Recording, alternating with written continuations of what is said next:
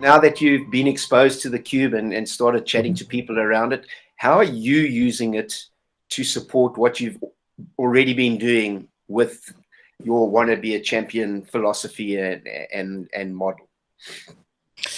So look, I think it's helped a lot with engaging with a student, and so many times, you know, golf is a very emotional sport. I think because you've got a lot of time in between shots. Are you saying time between shots?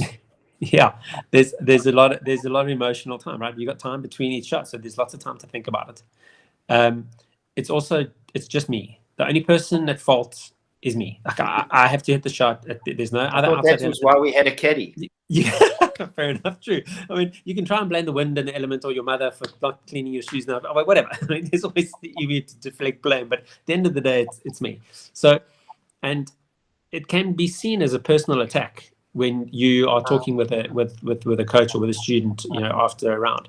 And I always say to our parents, like, the worst time to talk to your son or your daughter about their round of golf is in the car on the way home. Like, is the worst time, because the emotions are high, whether it's good or bad. I mean, invariably, most of the time it's bad, but you know, that is the worst time to unpack it, even if it's been good, because just let them enjoy the moment. Because invariably, a parent will say, well, you know, you played well, but on this hole, you know, there's always going to be that but. So rather don't. Like, give it 45 minutes so that you can decompress, and then after that, then we can sit down and talk about the round. Now, the best thing about using the success cube is that we will then use the cube as an entity to represent what that round was like. So we'll say to the student, here's the cube, you build it out based around your attitude today, your work rate today or leading into what today's round, and then your skill set that was required in order for you to perform in that environment, on that golf course, in these weather conditions, you know, with that,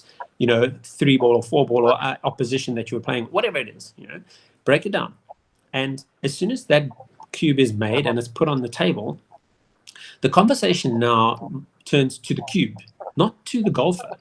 And immediately, like, that sort of personal attack is diminished, because we're actually just talking about the task that is represented by the cube that's on the table. So immediately the golfer doesn't feel like they're being, you know, scrutinized or criticized or, you know, broken down, like so many, and I'm going to say it loosely, as so many parents do to their children in the car on the way home, you know, or sitting at the table, you know, in the clubhouse after the round.